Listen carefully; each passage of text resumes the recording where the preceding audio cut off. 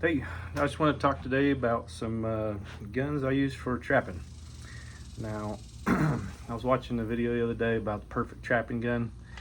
Everybody had an opinion, but my opinion is it's one you already have because you don't have to spend money on it very often.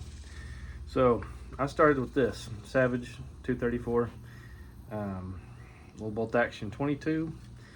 Started out, first thing I broke on it was the magazine release. So I put in a little piece of coat hanger and it works perfect for holding this magazine in. I've had that in there since 6th grade.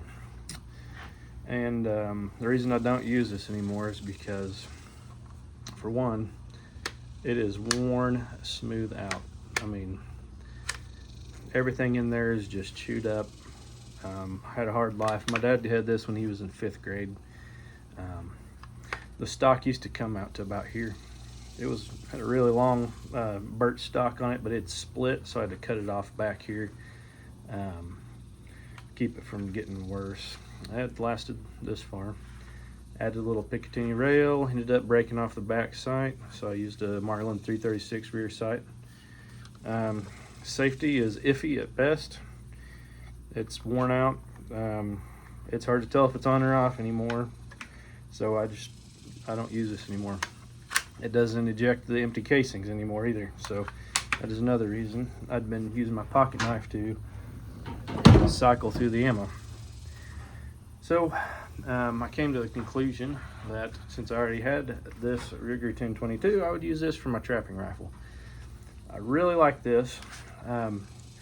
Having a semi-automatic 10-round rifle is way overkill for trapping because most of the time you can just use a stick or something like that, maybe a single shot 22, which I have, but this one's a beater. And I showed you my other gun. It's a piece of junk for a reason. I just used it and used it and used it and used it and didn't take the best care of it, but hey, it was there for me. And now it's retired here in my shed. So you saw I got a light. This is a cheap barrel band that I picked up from like Amazon or eBay or something. It's got the little sling mount here, Picatinny on the bottom, Picatinny on the side. Cheap scope mount, of course, a theme of cheap Chinese stuff. Cheap Chinese flashlight, but I did 3D print a shim to go into that, hold the light still. That's really good. Running traps early morning, late at night, especially if there's a skunk or it's hard to see where their head is in the dark or even in twilight with 40-year-old eyes. So that's a story behind the light, the reason for it anyway. We got just plain Rust-Oleum flat black spray paint on here, keeps it from rusting, and it looks better than the blued finish, in my opinion. I broke the front side off when I was about 11. Fell out of the gun safe towards me and just hit the ground and broke, so I had to replace it. Fiber optic front sight. Went ahead and did a fiber optic rear sight too from a kit. It was like a True Glow or something. Nope, it says Williams. It was a Williams set. Anyway, back to here. This was a target rifle at one point. I got a Butler Creek synthetic stock and a bull barrel. Put a big 4x12 power scope just to plink around with, shoot targets and stuff. It was super accurate. Problem was I used those see-through scope rings because the highest ones they had at Walmart, and I thought, hey, that'd be good. Not so much. Bang the scope a couple times, and the next thing you know, this aluminum holes up here are stripped out. So no scope for this.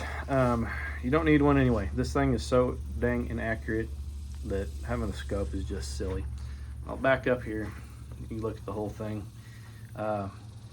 Birch stocks. When I was painting the barrel, I took it off and I just sanded it down, put on a quick polyacrylic coating on it.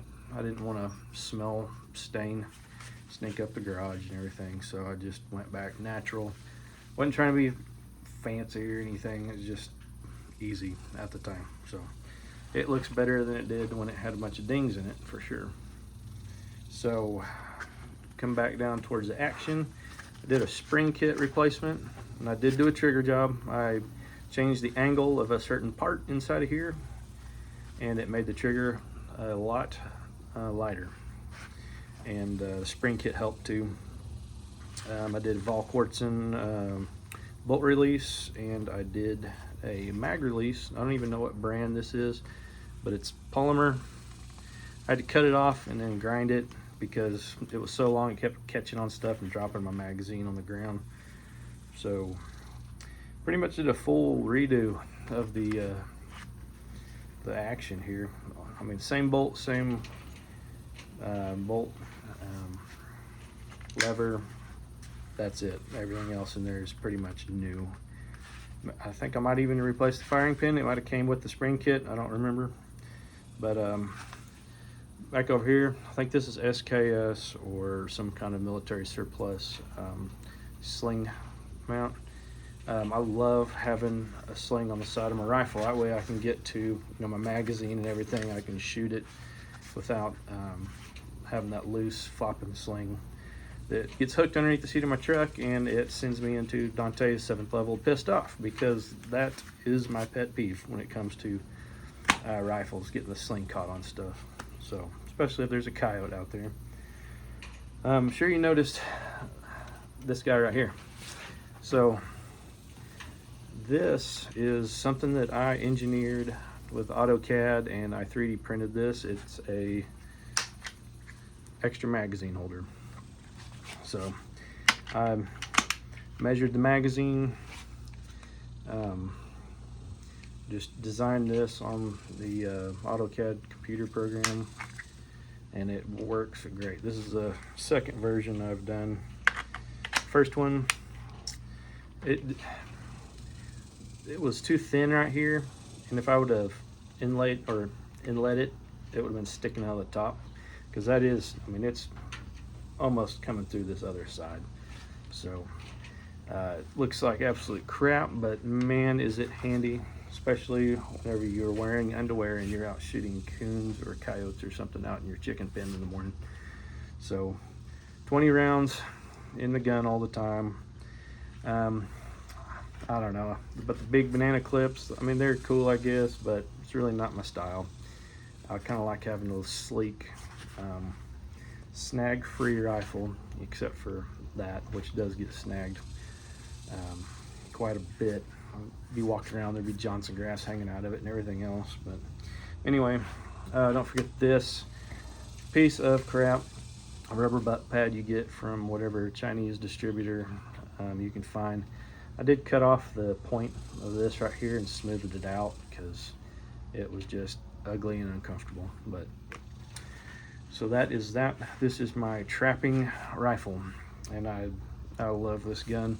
It's a piece of junk through and through, but man, is it reliable, and it's so convenient to have around, especially with the sling there on the side. I can just toss it around my shoulder, grab the bucket and traps, maybe a dead raccoon or whatever else I catch. Nothing's poking me in the back. Both hands free. Other than that, my Browning buck mark's pretty good too, but it's not a rifle. Anyway, thank you for watching.